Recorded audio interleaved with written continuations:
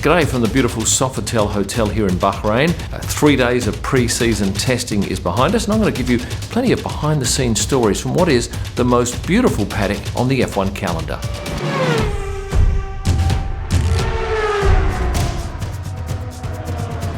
Let's kick it off with the Netflix shoot, which took place on the first morning.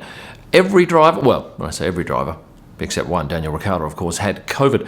So he was excluded from that event. Lando standing alone next to the car, and only 19 drivers doing that walk down the track. It's one of the very few times during the year where all the drivers meet, and you get these great interactions here with Carlos having a sneak look inside Max's Red Bull, Valtteri greeting Lewis, jokes aplenty, Lewis looking at other cars, and a great opportunity to get shots of drivers without their helmet and without their masks. I must say that the mask wearing in the paddock was fairly lax. It's required, but a lot of people just didn't bother. Here's the Ferrari boys going out to that particular shoot, and I do love their fireproof tops here, fully red, and of course the race suit has that band of black on it, which I don't like that much, and the feedback from you guys is that it looks very much like a McDonald's uniform. But still, they're stuck with that for, I imagine, the whole year. And then you have the Alpine suit, which to me looks almost gaudy with that pink. But I thought the all-pink car looked great on track. Being my first time in the paddock for season 2022, I went down and had a look at every single entry to the garages, and I thought the Williams was the most impressive at night. It took me a little while to work out that that was a W because I was looking at it straight on and you only saw half of it. But from this 45-degree angle, it's abundantly clear. Sebastian Vettel fans, you would have noticed his long hair and full growth beard. Well, I'm going to bet that come Thursday, before the Bahrain GP, that'll all be tamed. I did catch him too, having a breakfast with Mick Schumacher in the Aston Martin hospitality suite on the Saturday morning. Although I did arrive quite late and they were just saying goodbye, and I managed to get this fist-bumping shot as Mick said goodbye and headed back to the Haas hospitality suite. Of course, Kevin Magnussen was beaming. He returns to Formula One, and he has his old trainer, Thomas Jorgensen, with him, but he won't be doing all the races as he trains a couple of Premier League footballers in the UK. And Kevin was only contacted by Günther Steiner 7 days prior to him having to be at the track here in Bahrain for testing. But he managed to get up and running pretty quickly. He looked trim and taut. His wife Louise was with him, as was his daughter Laura. Jacques Villeneuve was in the paddock with his partner Juliana, and on Juliana's chest is a young Villeneuve. That's Gilles Villeneuve Jr., born on the 27th of January. The Bahrain paddock, whilst beautiful, is very quiet, especially at certain times in the day. But in the morning when the drivers arrive, there's plenty of time and space for them to stop and chat, and that's what Carlos Sainz did on his way to the Ferrari garage. He must have spent 5 or 6 minutes chatting with Pierre Gasly up on the balcony of the AlphaTauri hospitality suite. They talked at length about racing and a whole lot of other stuff. And then he moved on and had a chat with Fernando Alonso, and then headed off to the Ferrari garage. Let's talk about the only rookie for 2022, Guan Yu Zhou.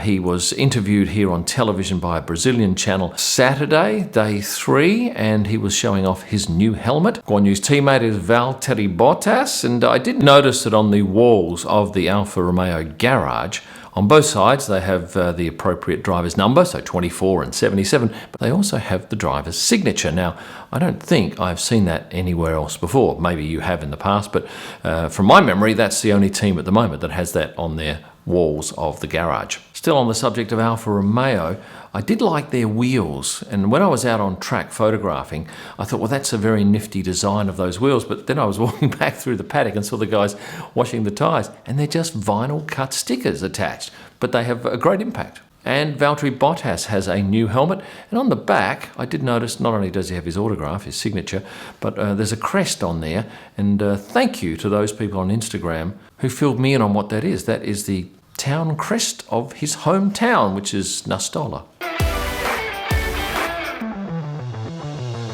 One of the great characters of the paddock, Günther Steiner, was out and about. Certainly much more relaxed now that he's sorted out the drama of Nikita's departure and finding a new driver in Kevin Magnussen. On the young driver front, Juri Vips, who is the reserve driver for the Red Bull team, he was doing a bit of media in the paddock at one stage here. And Oscar Piastri may get a drive with McLaren if Daniel doesn't recover from from his COVID bout.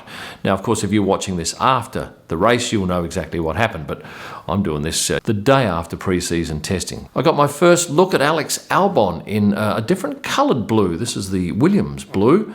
Alex was out and about on his own, no girlfriend with him at the track this weekend, but he did have his trainer, who you might remember from his Red Bull days as Patrick Harding. Patrick is from Ireland and does train some boxers as well. Oh, and on that front, I'm going to be training with an F1 driver's trainer for an upcoming video. It's going to be interesting. I won't say too much about it, but I think you'll find it a must-watch.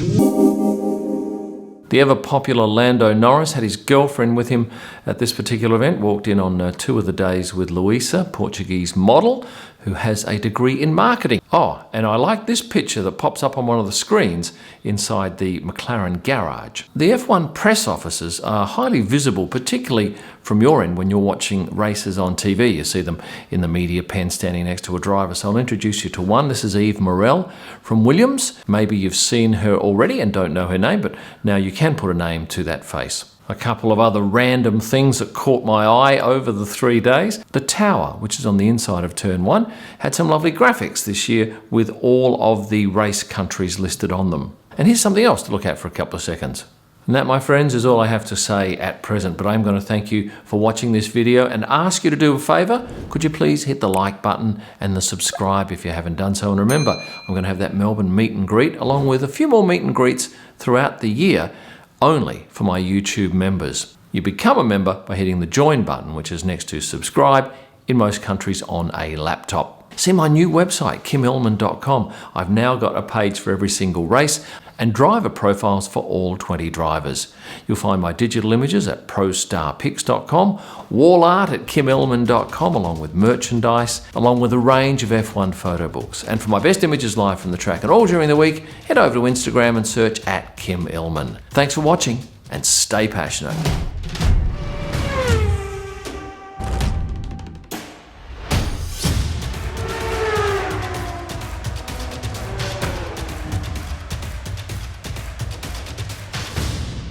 And I did notice that in the garage, both drivers have, yes, their number. Oh, is it their number? No, what have they got?